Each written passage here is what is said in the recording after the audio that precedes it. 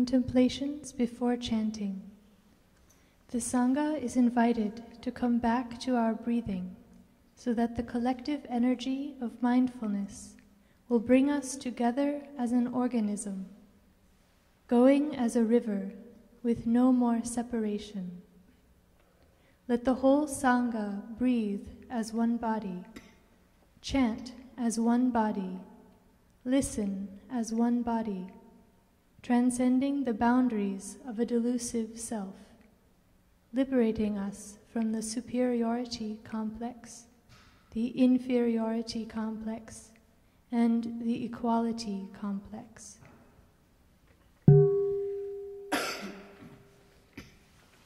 With hearts established in mindfulness, we are truly present for sitting and working meditation and for reciting the sutras.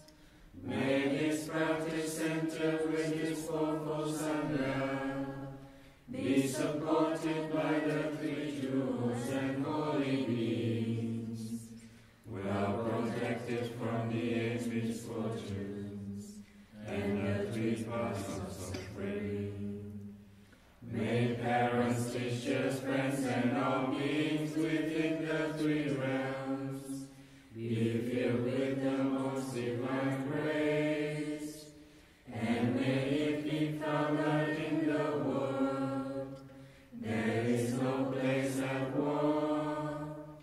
May the winds be favorable, the rain seasonable, and the people's hearts at peace.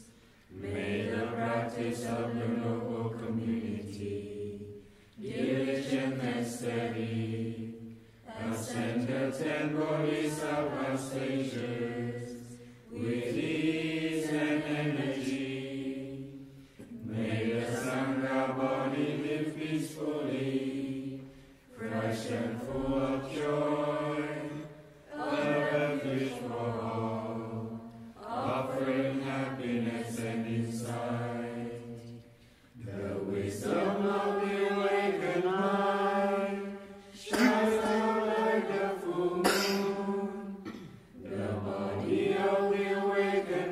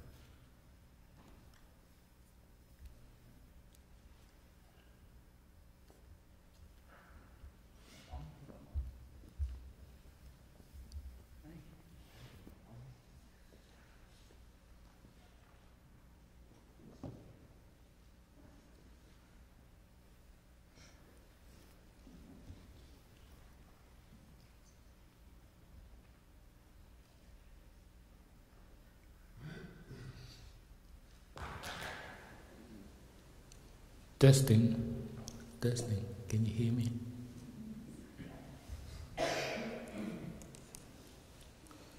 Maybe we can listen to the sound of the bell first.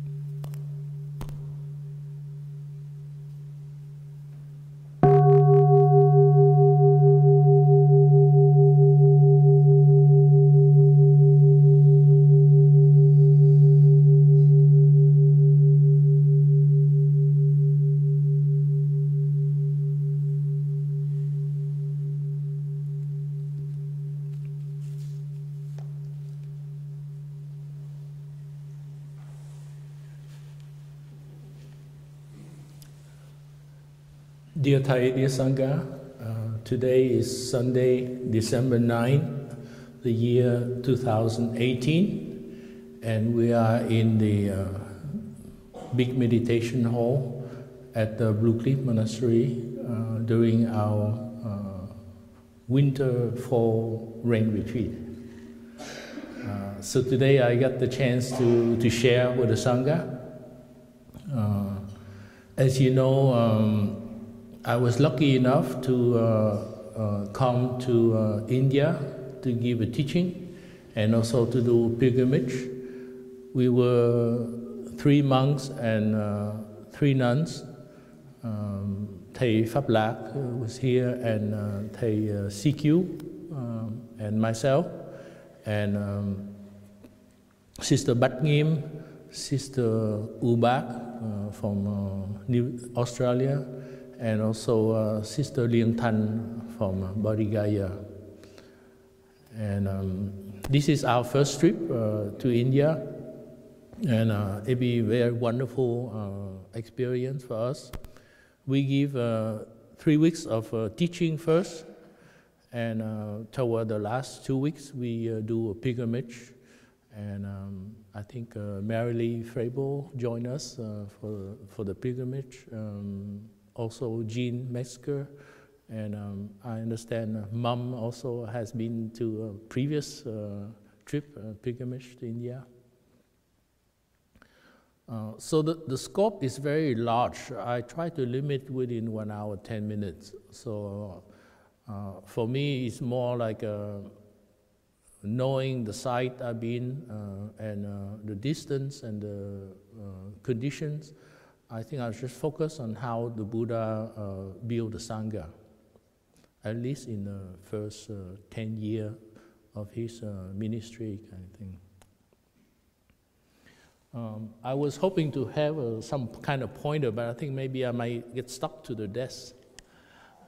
So I titled In Search of a Historical Buddha. And this is a wonderful picture of the Buddha statue.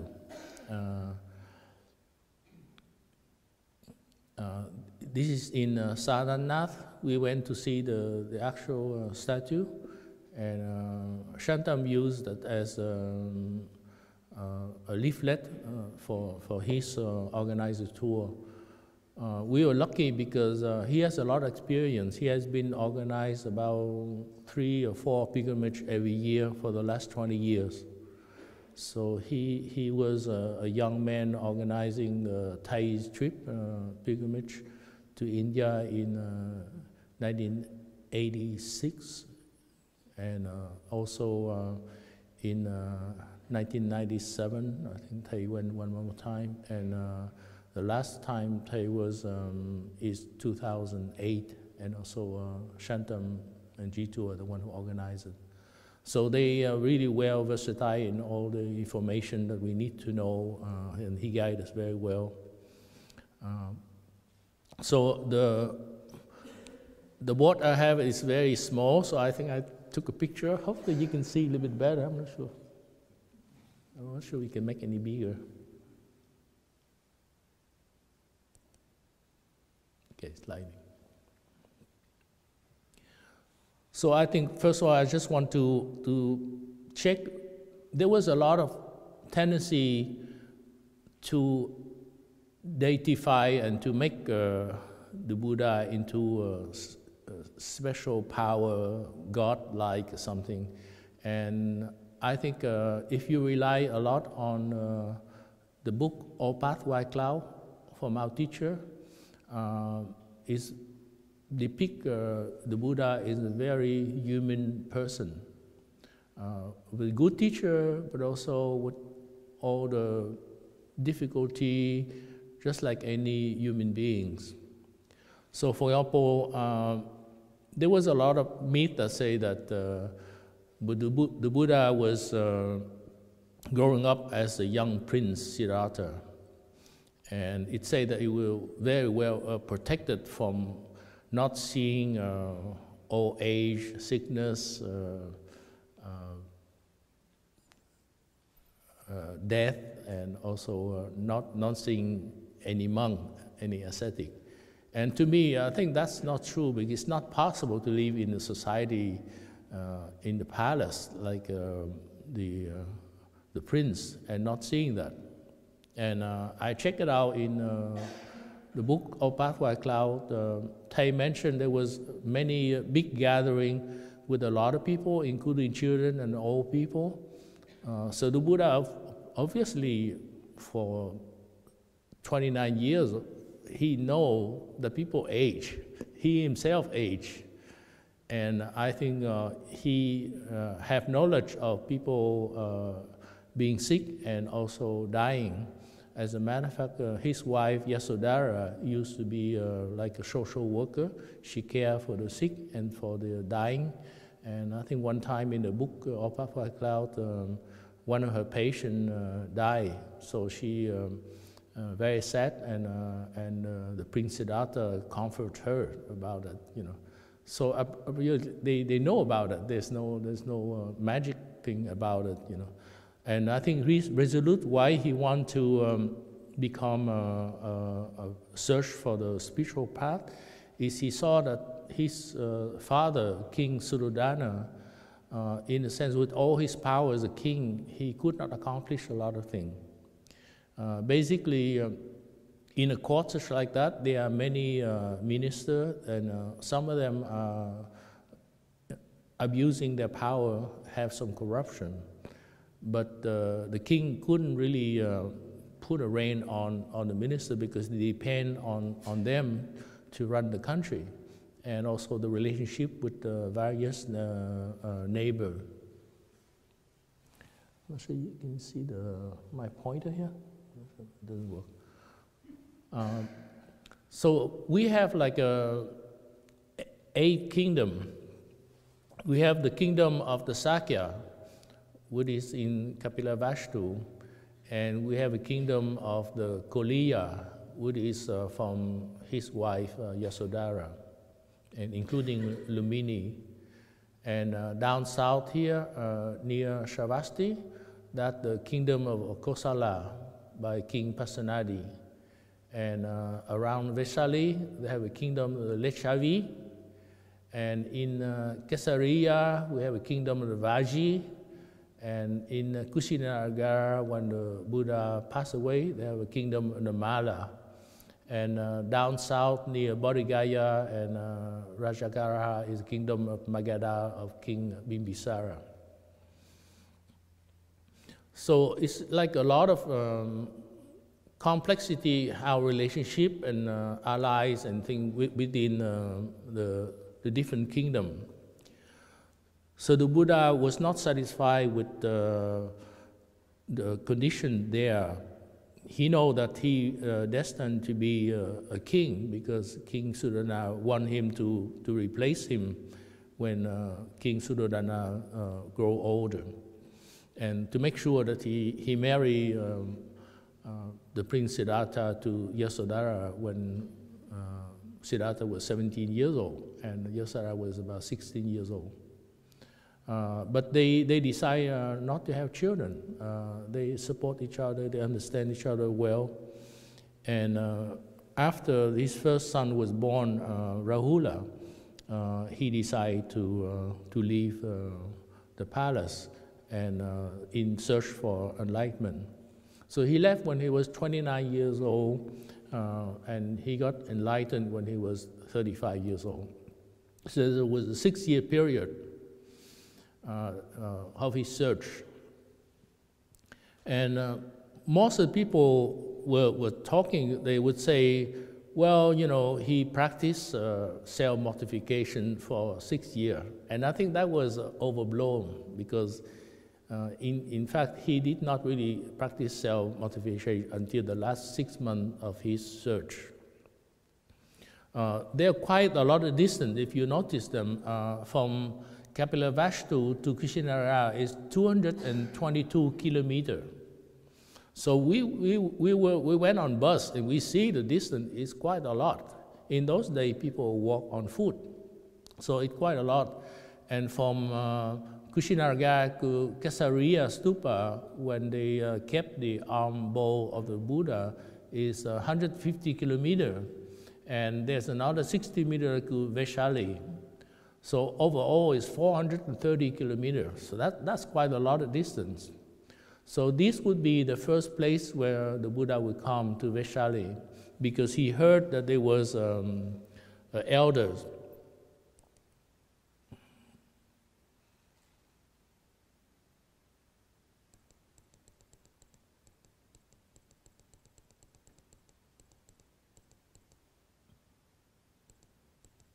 I hope you can see. Okay, yeah.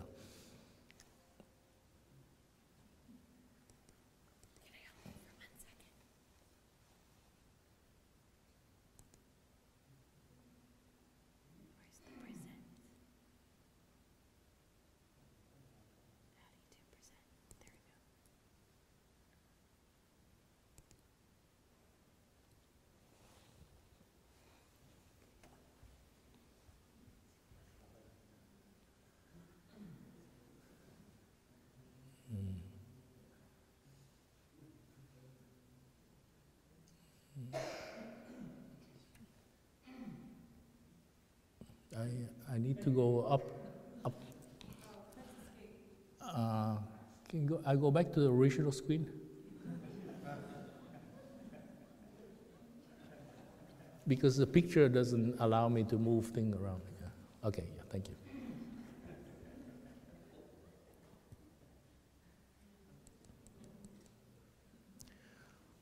So you can see from Kapilavastu to Vaishali is 432 kilometers.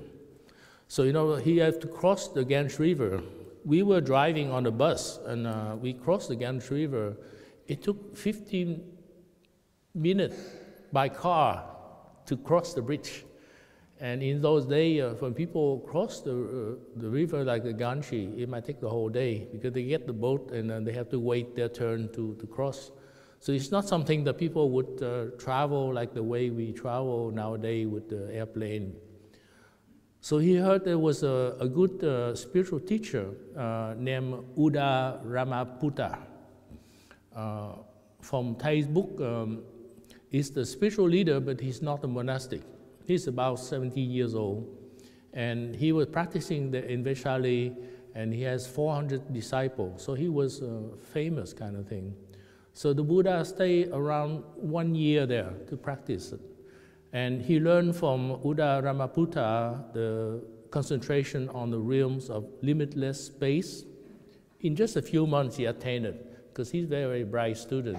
He is well versatile in the Veda and also different spiritual study.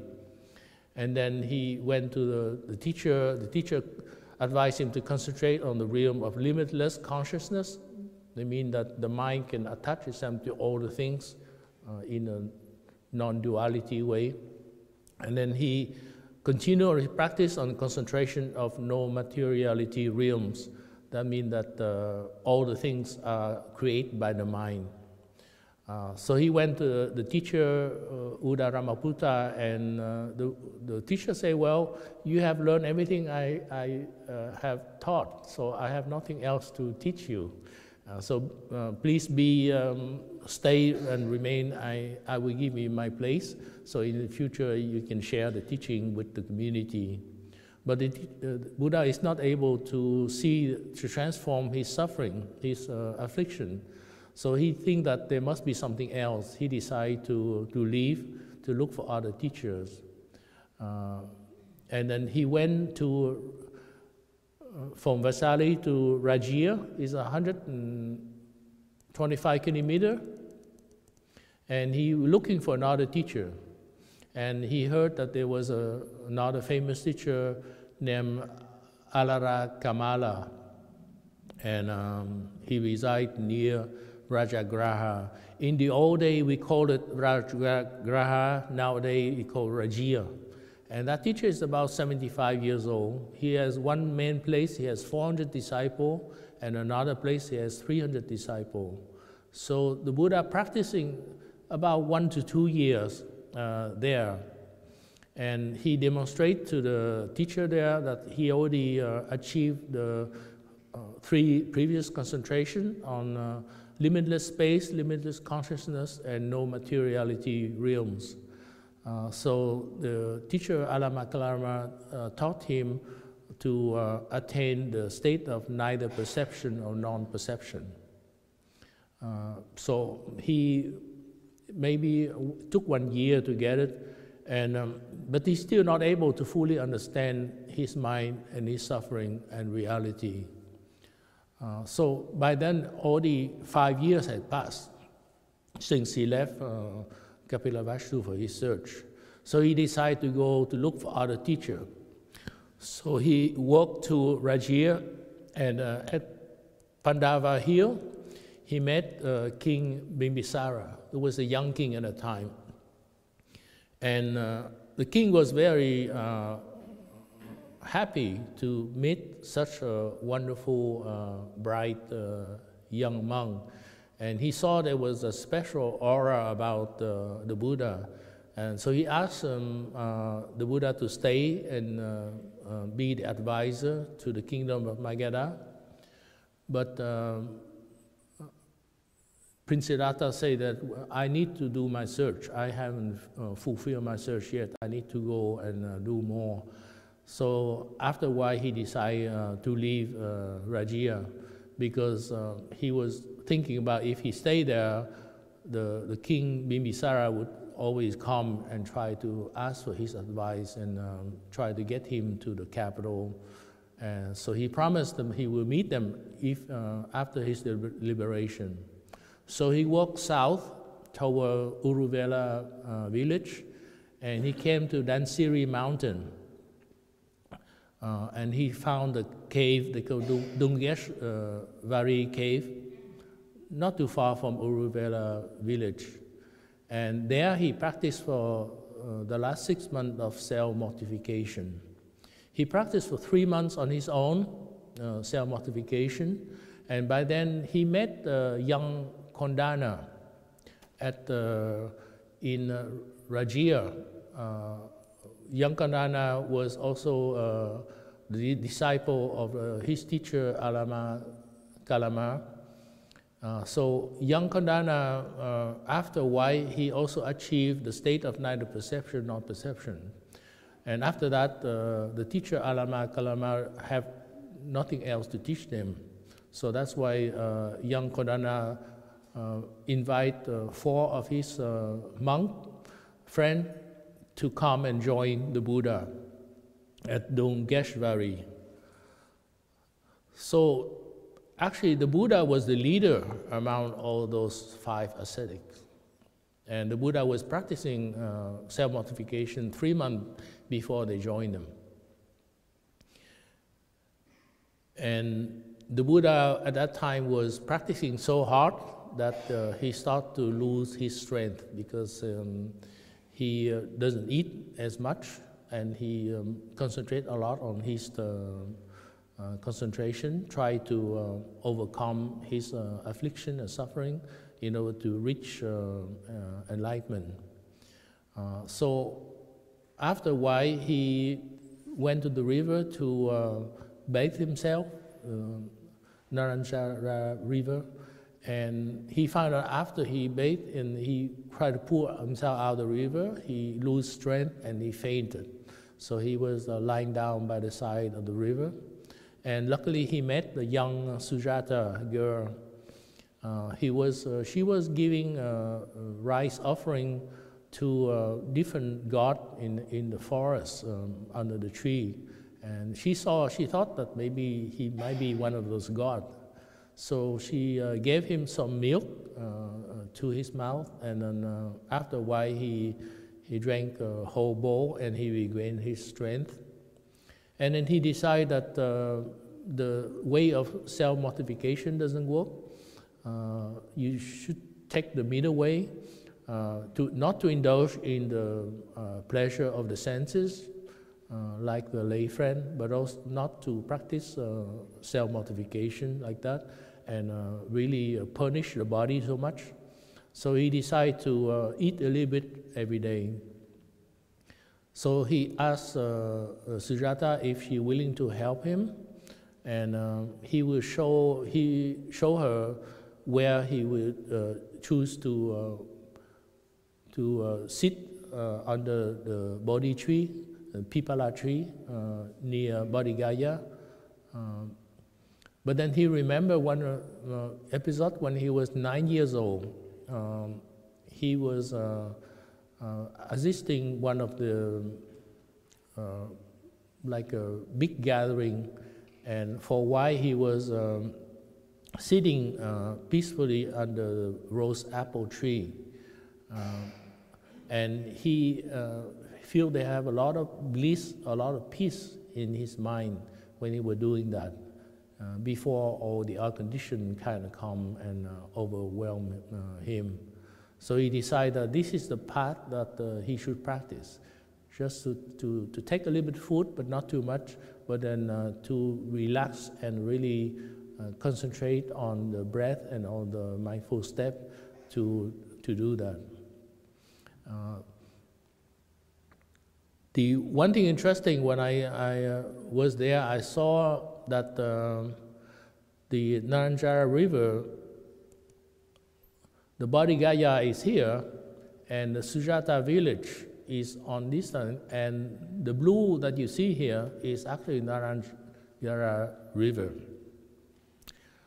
So I kind of question, how can the Buddha practice in Bodhi Gaya and faint on the side of the river on the left side and meet Sujata on the right side? Nowadays we have a bridge, but it was a lot of distance, about 3 kilometers in the riverbed. And I checked with Thay's book also in various expressions. It's clearly that there is a river flowing, and that was the Buddha bathed himself every day or every 2 days. So I checked, this is a Google map, I checked various books too, and you can see the Mahabodhi temple here, and they are 3 kilometers from here to Sujata Stupa. And there's some book, actually they say that Ajapada Nigroda is the actual site of enlightenment. We're not sure. And this is Uruvela Kassapa here. And on another picture here you see, actually the Dundeshgarari cave is right here on the top right corner.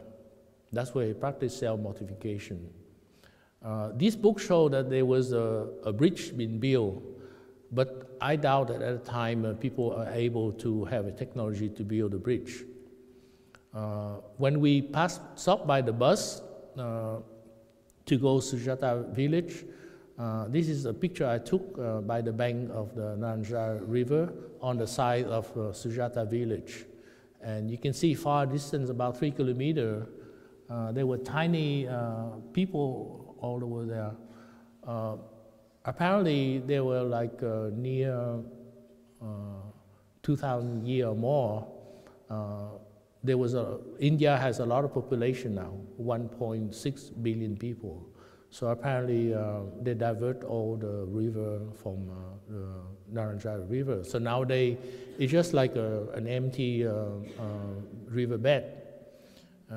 In 2008, when our teacher went with the monks and nuns, I saw the picture. Actually, they were walking on the sand of the riverbed as well. So it was dry for many years before. And this is another picture when I see that one young boy was leading 3 water buffalo, and it reminded me the image of Savasti, the young boy who tended to the buffalo and met the Buddha at the same time, Sujata. And young Savasti later became a monk. At that time, he was donating the Buddha the kusa grass, so he used it as a cushion to sit on top of that. And later on, we went further north of the Naranja River, and we saw the north side of the Naranja River, and you can see there was a little bit of water left, and there were thousands and thousands of people were walking on top of the riverbed. They have a ceremony of ancestor at that time, and this is the picture we took from the bus there when we passed by the bridge on the Naranja River. Nowadays we call the Fagu River, and you can see the vast expanse. So it's not like a small river. It's a lot of 3 kilometers across. So it's not something that you easily can wade and cross it. So anyway, the Buddha get enlightened, and then he went looking for somebody to share the Dharma. So he went around, he stayed for a few weeks, and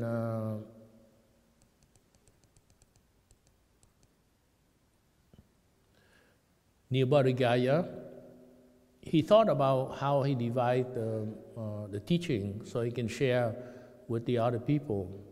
And he remembered that he has 2 teachers, Udaka Ramaputta and also Alamakarala. So he went looking for them, but they found out that they already passed away. So it took him a few weeks, month, to look for things. Then he asked around, where is the 5 ascetic that we practiced with? So people pointed to the direction that they went to Sanath, Isipitana, Patana, which is 200 kilometers from Bodhigaya. So it took quite a while for him to reach Sanath.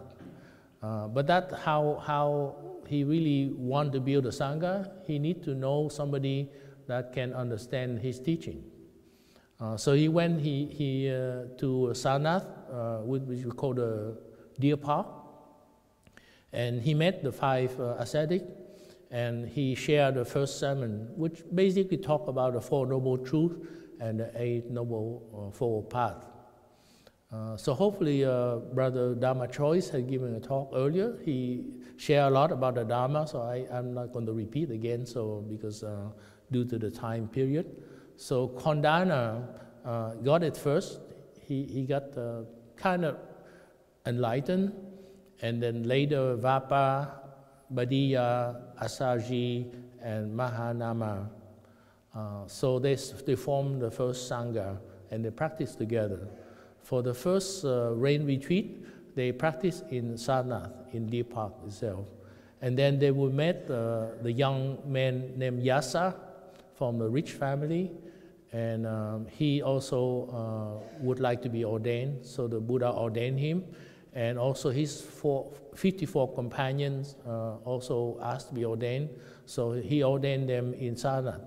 And then later he left for Rajia, where he got his second rain retreat. But he left Yasa and the other companion and maybe one of the senior ascetic there to practice in Sadhana. So that way they build a local Sangha as he go along. So he didn't abandon Sadhana to go to Rajia kind of thing. The interesting thing also, Yasa parents were concerned, so they came to meet the Buddha, and the Buddha was teaching them about the 5 mindfulness training. So he transmit the 5 mindfulness training to Yasa parents. So Yasa parents are the first lay disciple to be ordained by the Buddha. So Yasa parent can be your ancestor, your spiritual ancestor. So the first rain retreat, the Buddha was spending in Satnat, and then he went back to Bodhigaya, and then he went to Rajia to practice. Near Bodhigaya, he met the 3 Kassapa brothers. The Kassapa brothers are from Uruvela village, as you see on the map near to Bodhigaya. And they were the older brother named Uruvela. He met them in Gayasisa, which is not too far from where the bridge where we crossed on the picture you saw. And they worship the 5 gods. And at that time, they have a conversation with the Uruvela and the Buddha, and the Buddha persuade him that to worship the 5 gods, it doesn't help you liberation. And after the first five sermon, Uruvela decided to ordain with the Buddha. At that time, he was the leader of his own community with 400 disciples. So they have shaved their head, and they don't cut their hair, they don't grow their beard. So they were shaving, cutting all the hair, and they would throw down the river. And the river flowed down, and that's proof that there's a lot of water. And Nadi Kasyapa, the second brother, with his 300 disciples in the south, they saw all the hair floating down the river. They said something must be wrong with our elder brother. So they went up to see them, and they saw that they all become a monk. So they explained to him the teaching of the Buddha, and Nadi Kasyapa and his 300 disciples decided to ordain as well. And this time they would tell the youngest brother, Gaya Kassapa, which is near Bodhigaya, so he doesn't have to worry about it. And they decide with the 300 disciples to ordain under the Buddha too. So therefore the Buddha really built Sangha very quickly in the 1 year and a half. Now he has 1,000 disciples. Not including the 5 ascetic, the Yasa, and the 54 companions.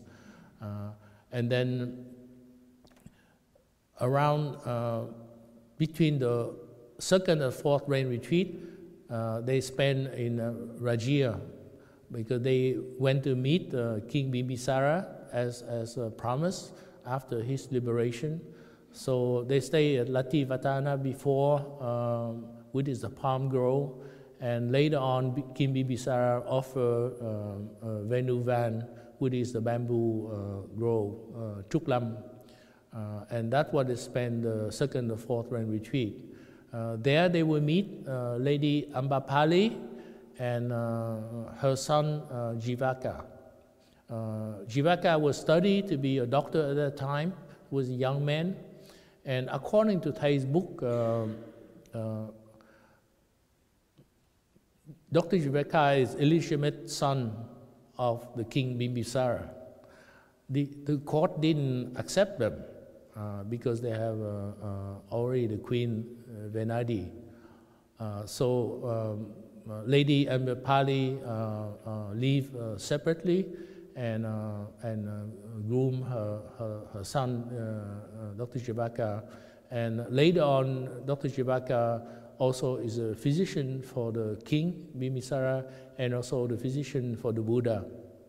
By then, 4th retreat, Dr. Jivaka also offered Jivaka Rama, Buddhists for another monastery, because by then there are more than 1,250 disciples. So actually the Buddha ended up having a lot more than 1,250 disciples. In different sutras they talk about just a round number, but actually he has more than that. So Ambapali lived in Vesali, and she has a large bamboo mango grove. So she offered for the monks and the teacher to stay there. And around that time also the Buddha met Sariputra and Moggallana. Sariputra was originally from Nalanda, and he was a student of Master Sanjana. And he met the sage Asari, which was one of the ascetics who was begging for food. And he thought it was a very wonderful demeanor, so he asked him about the teaching. And after Asari shared with him, he decided that he wanted to come to meet the Buddha as a teacher. So he called Moggallana, and together two, they have 250 disciples. So they brought the 250 disciples with them. And after listening to the Buddha, they decide to ordain as well. So at Venuvana, the bamboo grove in Rajya, the Buddha also met Anathapindika. And the Anathapindika is a wonderful lay friend. And he decided to invite the Buddha to Sravasti, which is Savasti here. And it's quite a lot of distance from Vaishali to Sravasti. It's like 600 kilometers. So that's quite far.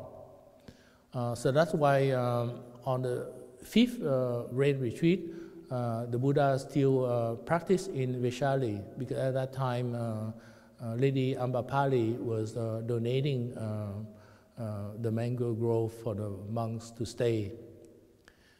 And on the sixth year after he ordained, the Buddha accepted the invitation from Anathapindika, and he went to Sravasti.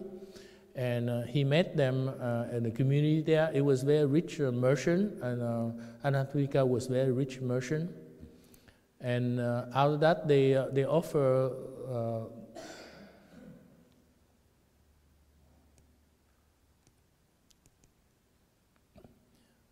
this is the map that shows from Rajya to Nalanda and to Vaishali.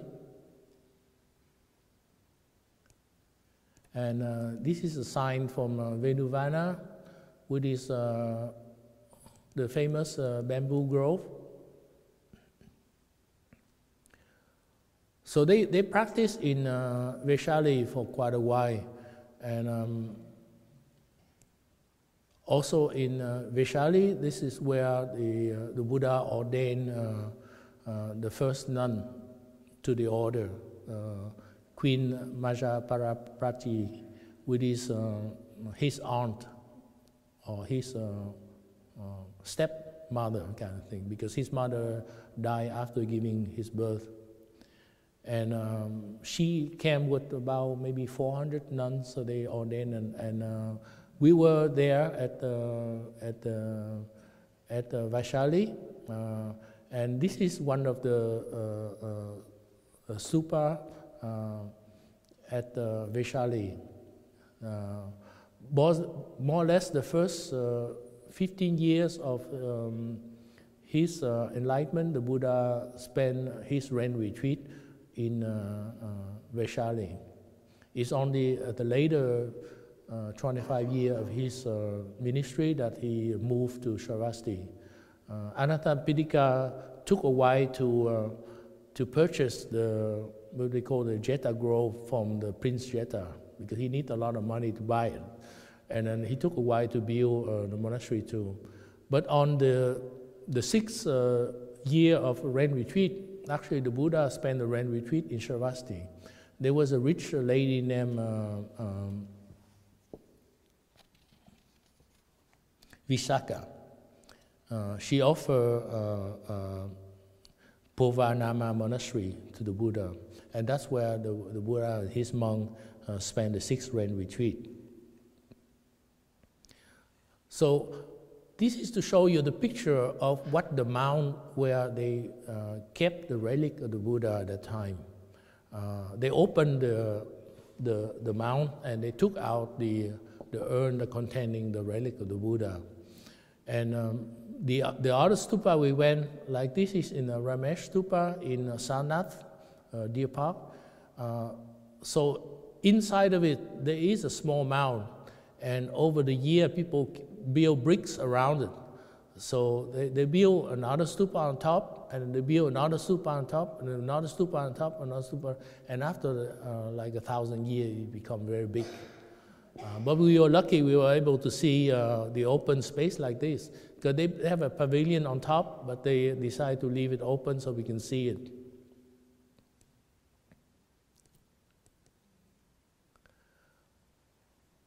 So you can see the distance here from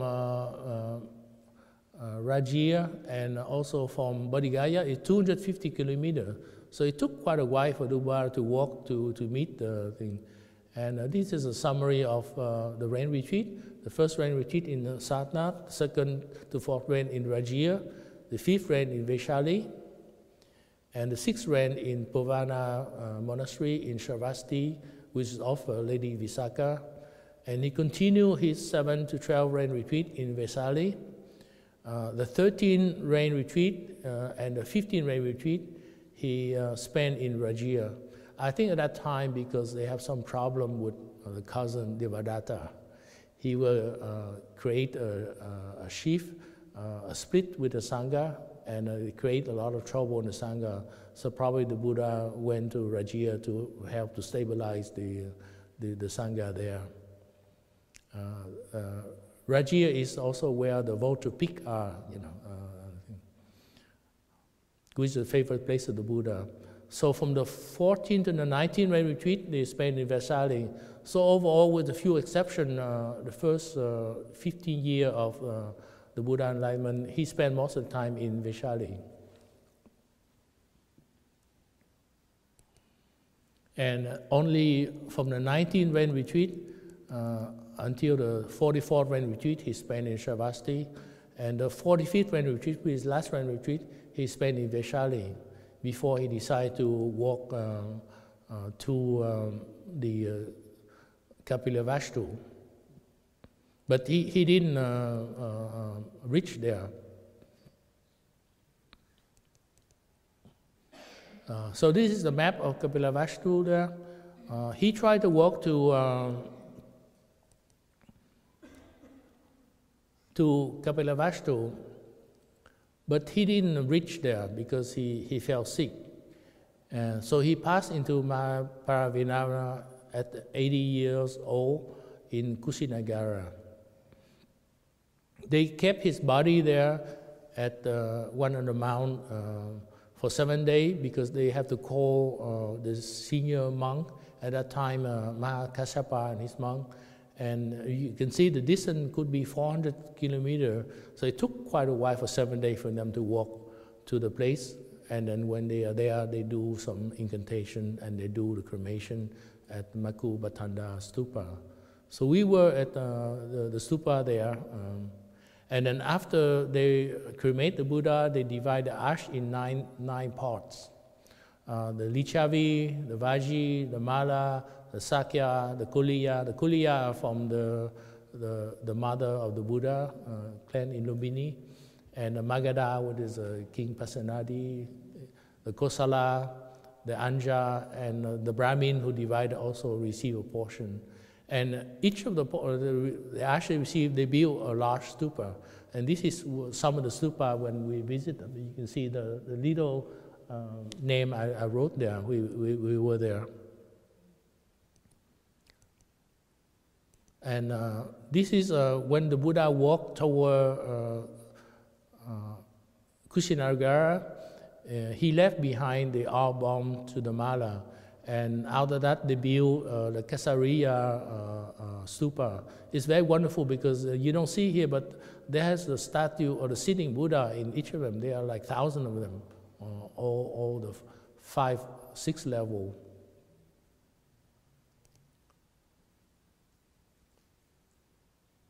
So this is where Kesariya Stupa there, and it's 100 kilometers to Kushinagara.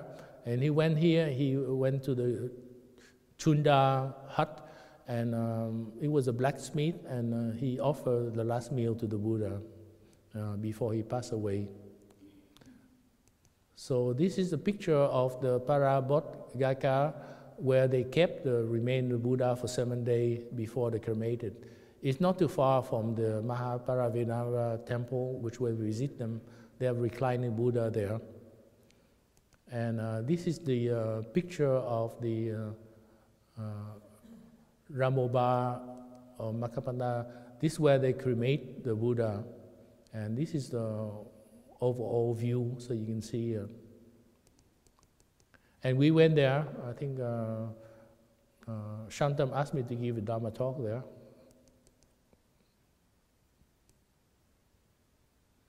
And so this is another interesting thing.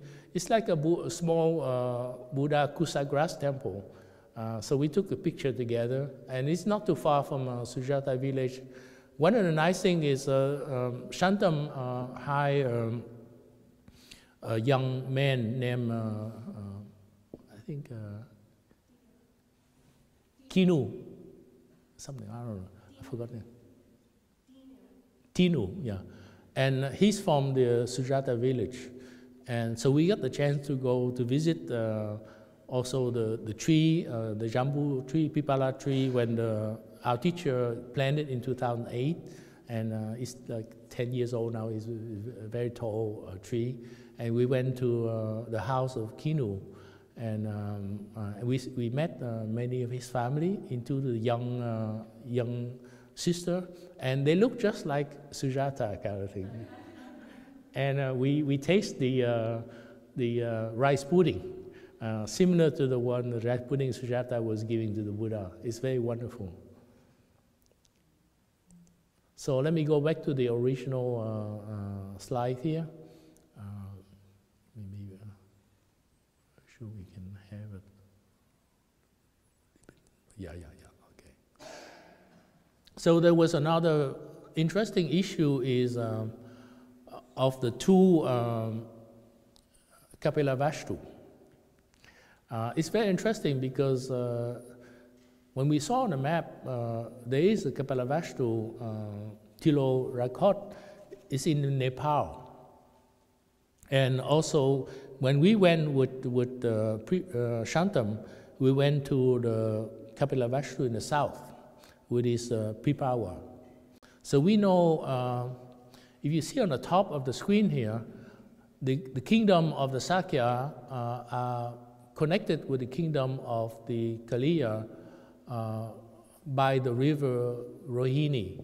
And many sutras, they talk about the two people have a struggle, a conflict about using the water from the river Rohini.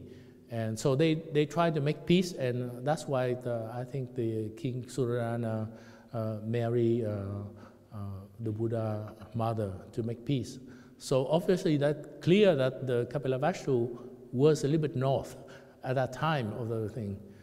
So to me, one of the reasons, because originally Kapilavastu may be in India. There was a story about the King Pasenadi in the Kosala kingdom. He's a supporter of Buddha, but he wanted to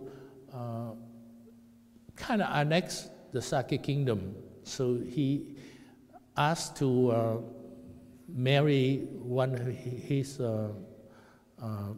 two wives from the Sakya clan. The Sakya decided that they didn't want to, but they give a young, beautiful girl, which was a slave, but they hide the fact that she was a slave from the untouchable caste. And then the king Pasenadi married that and born a young prince named Vidudaba, the young prince. And when the young prince Vidudaba wanted to visit the Sakya kingdom, Kapilavastu, his mother tell him, don't need to visit. He went anyway with his guard and so on. And after he sit and he visit them, he left. And he forgot his sword, so one of the guards came back to retrieve his sword. And they hear the story about one of the servants was wiping his seats with water and milk. And the guard would ask him, why do you like that?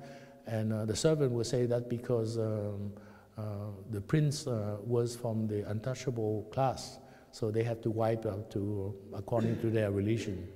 So when the prince Vidudaba heard about it, he got very angry, and he vowed that one day he was destroy the Kapilavastu.